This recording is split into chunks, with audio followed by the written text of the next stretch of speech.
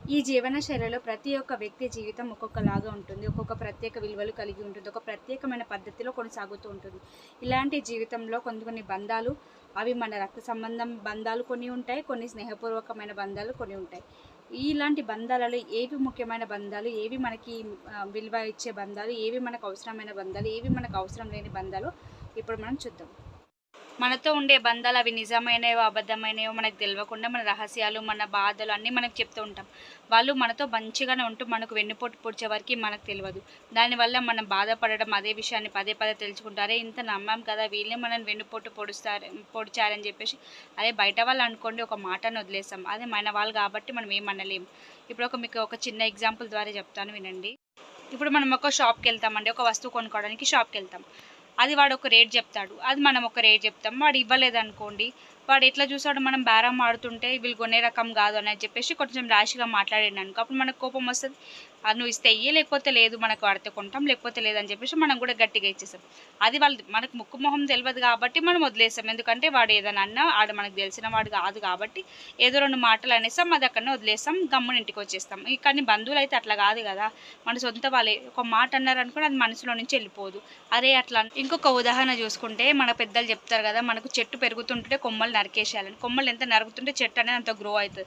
అట్లనే మన బంధాలలో మన మన కుటుంబంలో మనం పైకి ఎదగాలంటే మన చుట్టూ ఉన్న వాళ్ళు మంచి వాళ్ళ చెడు వాళ్ళు మన చెడు కోరుకునే వాళ్ళ మంచి కోరుకునే వాళ్ళ మనం వాళ్ళ బంధాలని మనం ఐడెంటిఫై చేసుకోవాలి. అలా ఐడెంటిఫై చేసుకొని ఆ చెడ్డ వాళ్ళని అంతా నరుక్కుంటూ మనం ఎట్లయితే చెట్టు కొమ్మలని అది పెరుగుతున్నప్పుడు వాటి కొమ్మలని పెరగకుండా అడ్డుకట్ట వేస్తాయి కాబట్టి చిన్న చిన్న మొక్కలు ఎలా కట్ చేస్తామో మన జీవితం చెట్టు పెరుగుతుంటే కొమ్మలను కట్ చేయడం అని అంటే చెడ్డ వాళ్ళను దూరం పెట్టడం అని మనం తెలుసుకుందాం. అంటే వాళ్ళతో గొడవ పడడం కాదు, వాళ్ళు యుద్ధానికి వెళ్ళడం, గొడవ పడడం, తిట్టుకోవడం, కొట్టుకోవడం కాదు.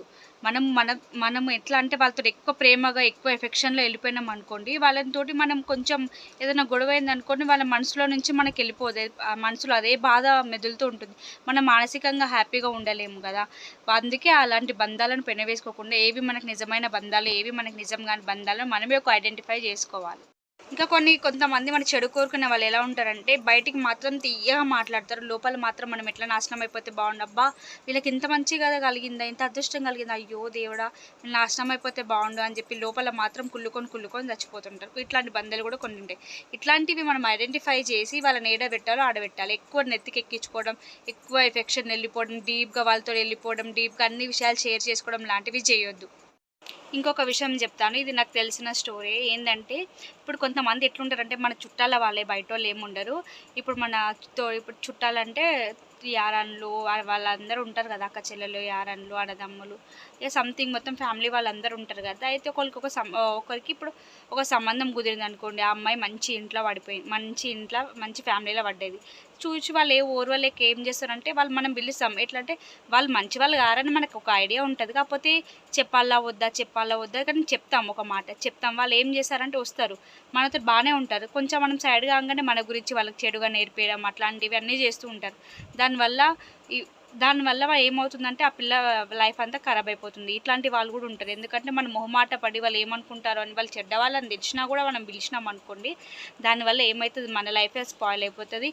మన మన జీవితమే ఖరాబ్ అయిపోతుంది. అందుకే అట్లాంటి వాళ్ళని ఎవరో గురించి ఆలోచించి మనం పిలిచి మనం నెత్తి మీద పెట్టుకున్నాం అనుకోండి, మనకే నష్టం కలుగుతుంది తప్ప లాభం అయితే ఏం కుదరదు. అందుకే ఇలాంటి వాళ్ళని కొంచెం కష్టమైనా సరే ఎక్కడ ఉంచాలో అక్కడ ఉంచాలి, ఎక్కడ పిలవాలో అక్కడ పిలవాలి, ఎక్కడ పిలవకుండా అక్కడ దూరం పెట్టేసేయాలి. ఇలాంటి మనుషులు చాలామంది మన సొసైటీలో మన చుట్టే ఉంటారు. కాబట్టి మనం కొంచెం తెలివిగా ఆలోచించి ఎవరు ఎలాంటి వాళ్ళు అని చెప్పి వాళ్ళ బుద్ధి మనం గ్రహించుకొని వాళ్ళని కొంచెం దూరం పెట్టి మనం వెళ్తున్నట్టయితే జీవితంలో ఎలాంటి బాధలు పడాల్సిన అవసరం ఉండదు. ఈ వీడియో కనుక నచ్చినట్టయితే లైక్, షేర్, సబ్స్క్రైబ్.